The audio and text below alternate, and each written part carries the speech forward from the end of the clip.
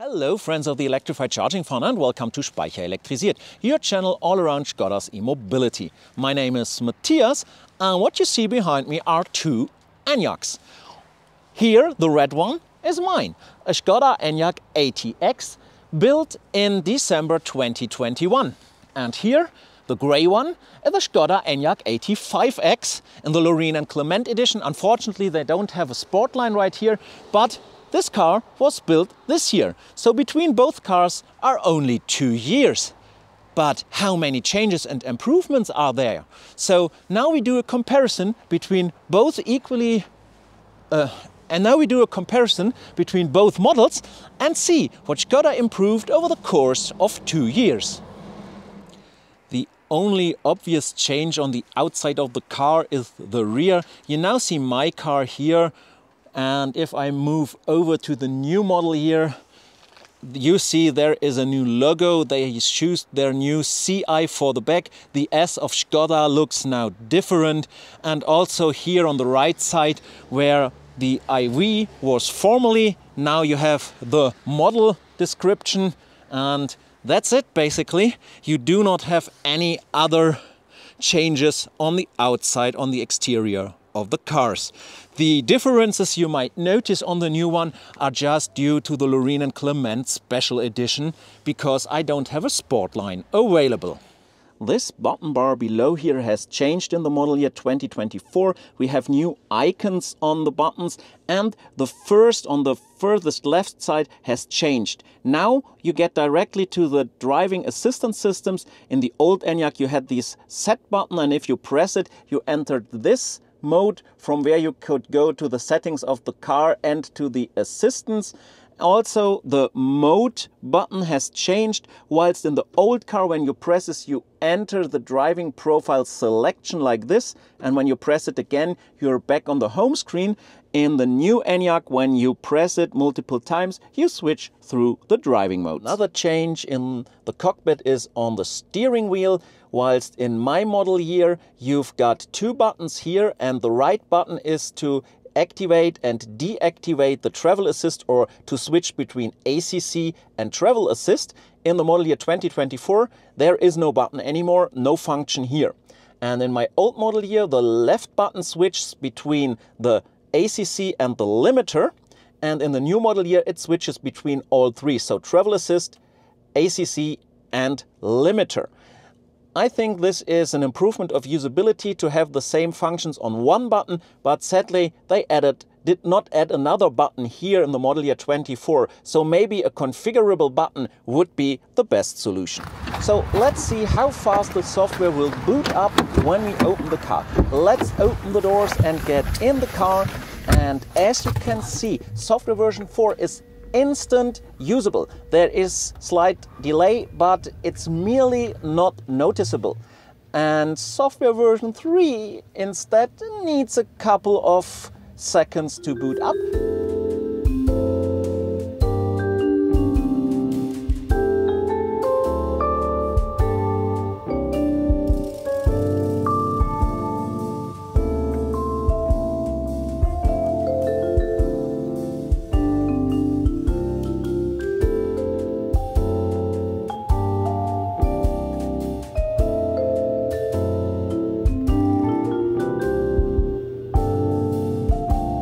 And now finally software version 3 is also ready to use. Another major change occurred to the cockpit or the driver's display, and you can see the difference directly between model year 2022 and model year 24. 24 looks way more aligned and arranged and smoothed out. Information is way clearer to see, and you may see here in my model year 22 the different symbols, 3D, 2D, different sizes, a lot of stuff going on the display. I don't have the tab on the right because this is software version 3.0, and the driving data you only get with software version 3.1 and higher. So basically for me model year 2024 a huge improvement. You can discuss if you like these tabs more than those with the gray background. And another thing is, if you switch to one tab to the side in the old model year, the temperature and the time disappear up here, whilst in the new model year they stay in place. Also, the update of the head-up display is quite good in the new model year 2024. If you compare the model year 22 to model year 24, you see, I think all the information is better arranged in the model year 2024 than in the old model year. It's easier to read and to understand. And of course, you have additional information if you go to the left or to the right in the head-up display. So basically now you've got everything you need in the head-up display, so you can keep your eyes on the road and do not have to look at the cockpit display or elsewhere. And if we go into the vehicle menu, you see also differences between 24 and 22. We've got lags and some delays in loading the car, displaying the car, switching through the menus, and this is all gone with software version 4. And also the car got improved. It's a better 3D model now, but well, this is just cosmetics and not that much important. So if we look at the map, you see also a lot of differences between 24 and 22. And the first thing you will notice is there are no more big icons in the map, and there's not this old font with this white outline, and you've got street names. Now, in the old model here, you don't see any street names at all. And when it comes to zooming or panning or scrolling, software version 4 is really fast, while software version 3 has some lags and some delays and some stuttering in it. So let's also check the route planning here. I go to Berlin as always, and if you compare this, the speed is really good with software version 4 instead of software version 3. It's not bad in software version 3, but it needs definitely more time to calculate the route.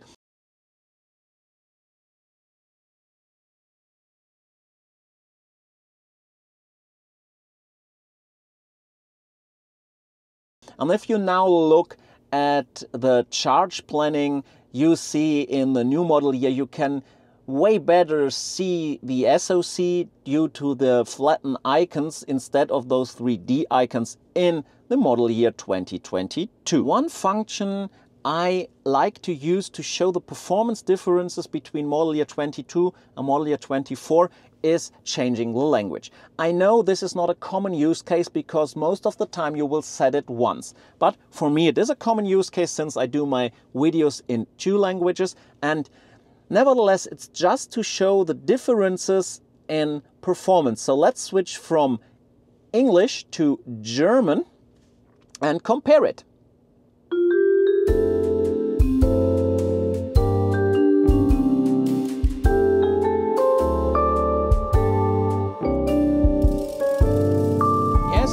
Of time to do so.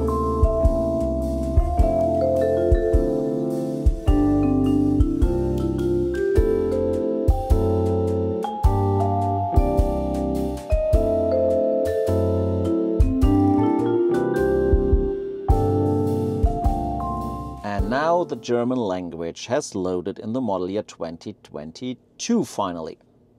Let's talk about charging and charge planning and compare them. If we jump into here, now it was real quick because the car is turned on for a couple of minutes, but you may all know that in the middle here you've got this please wait icon until the graphic has loaded.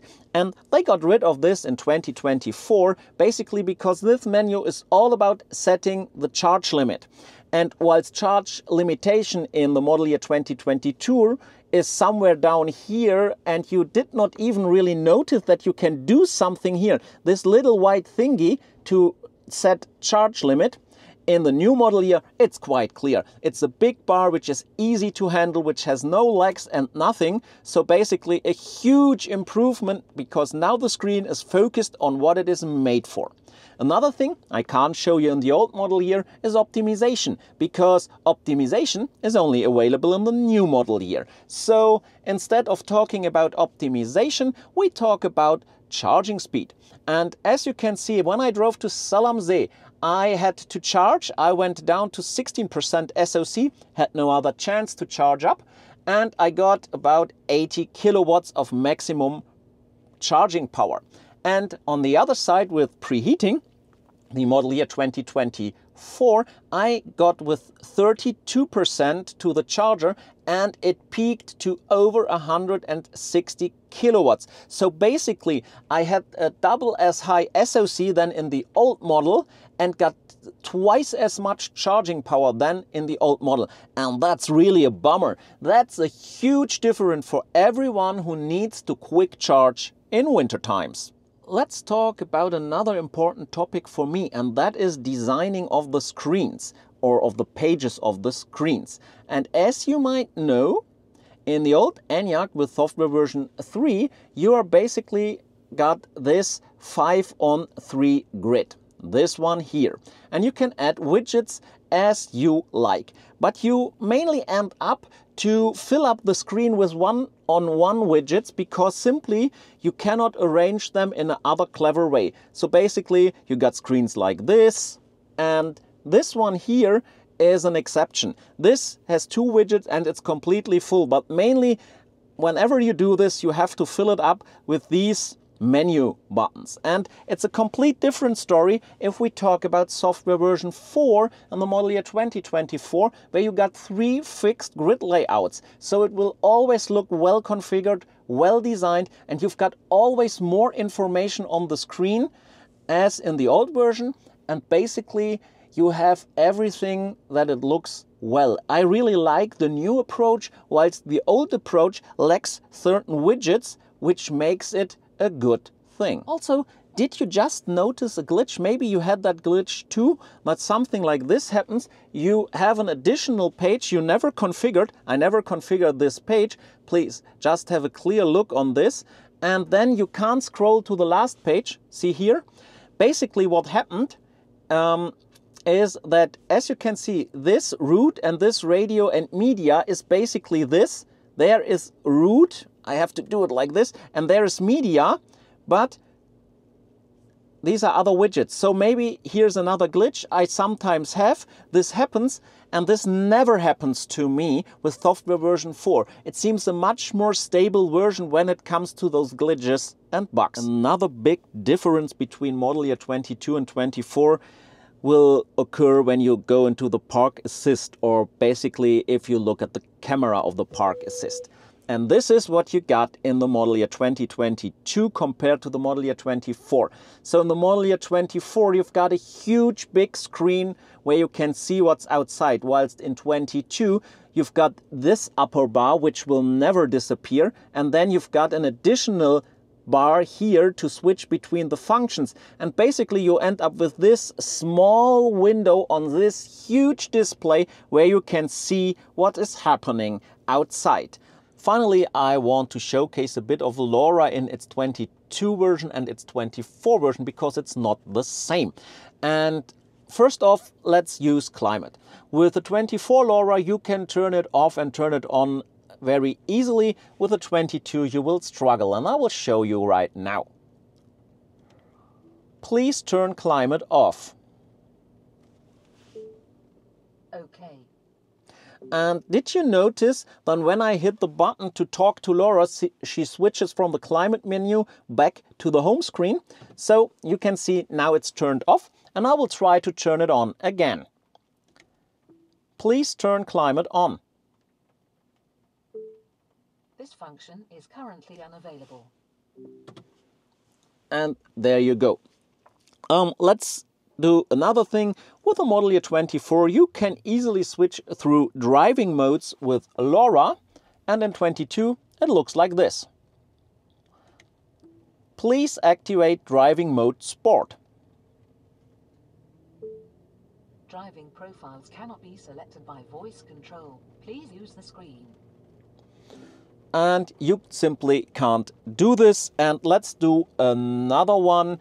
And now we talk about the vehicle. Oh no, sorry, my mistake. We talk about the assistance systems. And as you can see, lane assist is activated, as is the driver alert system. So let's talk to her. please deactivate the lane assist. Pardon? And she simply does not understand what I want from her. Please deactivate the driver alert system. Sorry. And again, no chance to do it. This should be it for a demonstration. We could go into way more details, but this is just enough for this video. Well, that's for the comparison. But now let's move over to the conclusion, to my opinion, and to an appeal or plea to Skoda. And this part is not easy for me, because as I always do here at Speicher Elektrisiert, I want to look at it in a differentiated way, in a fair way. And therefore I also have my script right here at hand to talk about this, because simply it's not that easy to put this in the correct words. And let me start with the new model year 2024 right here. So basically the sunny side of this part of the video. And some of you asked me after my review video, I linked it up here, would I buy the ENYAQ again? And in my review video I said no, I wouldn't. And so you asked me now, after seeing the model year 2024, would I buy the ENYAQ again? And to put it in simple words, yes, but only with software version 4. This car is a really great electric vehicle. As much as I can say right now, because I only did short testing. Continuous testing is still to be done, and then we can judge again. But from my current point of view, they took the right conclusions from the previous model. They improved on every part of the car where it is needed, where we needed improvement. And it just seems as if they watched my review video, make a bucket list and worked it out and bring all the improvements. And this is the right way to go. So they made a real good car. But it's only a good way if they keep continuing on that way and don't do what I think they do with software version 3 right now, which seems to be not able to get improved or to move on. So basically, to sum it all up, the model year change here is more a facelift than anything else, even though the car still looks the same. Because they nearly exchanged every important part of an EV. They put in a new motor, they put in a new cell chemistry for the battery, and they put in a new software, and thus making a great car which I would buy again. Well, now let's move over to the more darker side of this video. I'm standing next to my old ENYAQ, and in the direct comparison, both standing here, this new model year over there just feels like a slap in the face of every old ENYAQ driver. What do I mean by this? What do I mean with this slap? Well, simply the new model year beats the old one in all disciplines. It's a much better car, but there are only 2 years between those two cars, not 10. And it's hard to see what's over there in this car and that this will never be in this car, although this car just looks the same. And what the slap behind this is, we were told about the upgradability, about the updates coming to the car, knowing that the car would not be perfect first place, and now to see that this will certainly not happen and to have the direct comparison, this simply hurts. Because, as I said, this is not a 10-year-old car. This car is 2.5 years old, and the difference between those two is just 2 years, but you don't feel that. So this feels really like an old piece of a car, but not in all parts, to be honest. The classic automotive of this car is quite good. So the body, the suspension, and all the other parts are nearly the same. And that's what makes it even harder to understand, because it boils down to what I said in my review video. Software, software, software. And as of now, we know the new software from over there will never be here to bring this car up to the level of this car. And This will correspond with a loss in residual value, I'm pretty sure about this, as soon as this car will hit the road. And now I will try to put my own opinion on this. It's not that easy because really mixed feelings here. Well, I will now try to give my opinion on all of this, and I will read a lot from the paper, please excuse. It seems to me like they just wanted to get rid of the old ENYAQ as quickly as possible, because that's exactly what they do, and because they know of all the struggles with this car. I mean, honestly, as already stated, they changed basically everything what's relevant for an IV, motor, battery, software. And this with a model year shift, not with a facelift. And this just shows me that they do not want to have more of those on the road, because they know of the problems with this car. And they eliminate the problem by just cutting it off, bringing this one.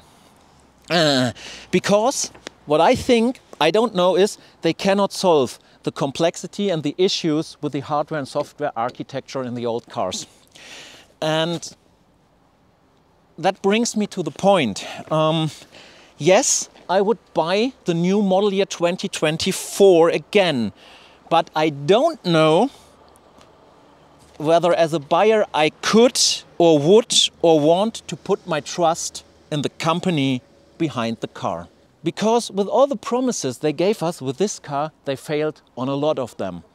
And to be honest, what will happen in 2025 when the facelift of the ENYAQ hits the road? Will this car still be maintained? Or do we have then a software version 4 which has the same fate as software version 3, because the new model year might have software version 5? I don't know. And that's exactly my problem. If I would recommend this car, yes or no? Yes, the car. I don't know if I can do this to the company.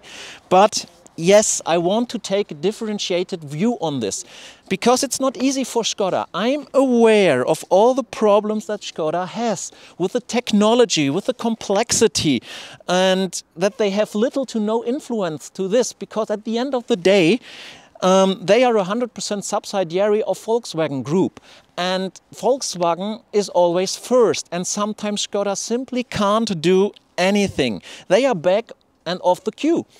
And this is the same with CARIAD. And I totally understand how Mr. Dies, the former CEO of Volkswagen, rushed in with these new IVs, and they had to build these cars, and they had to do it quick with all the problems that are now rising up. And as much as I understand all of those problems, they are not my problems. They are the problems of Skoda and Volkswagen.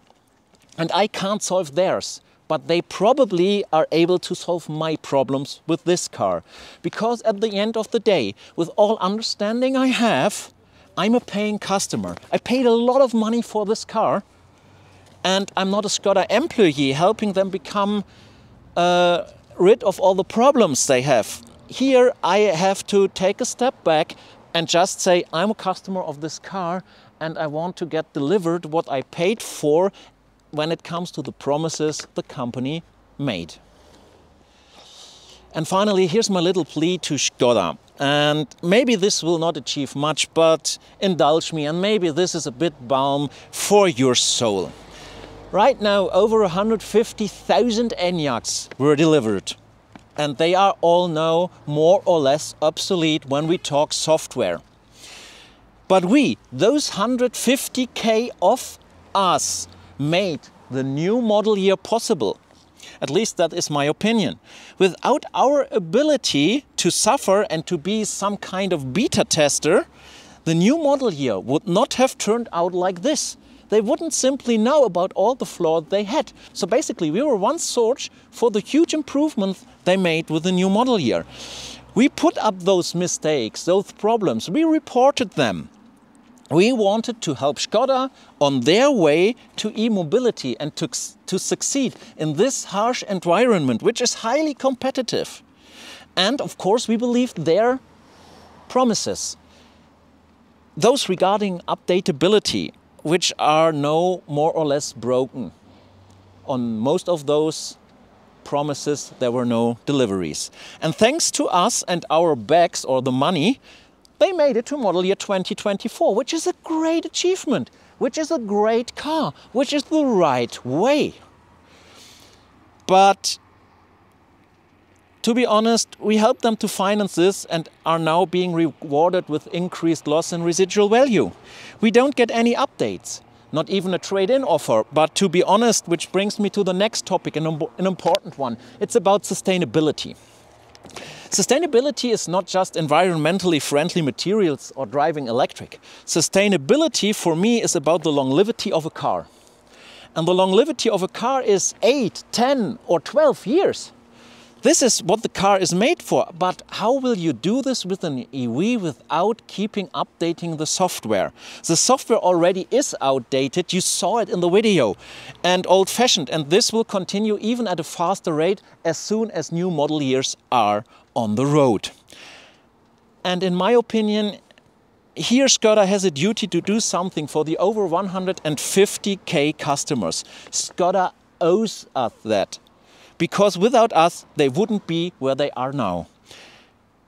And as things stand today, we no longer have even an ongoing communication like what's happening with this car. We simply don't know. We don't hear anything. Namely, if you do not communicate, you still communicate.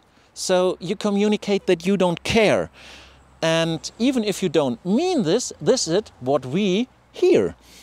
So Skoda, please prove to the over 150,000 customers that they are more worth than that.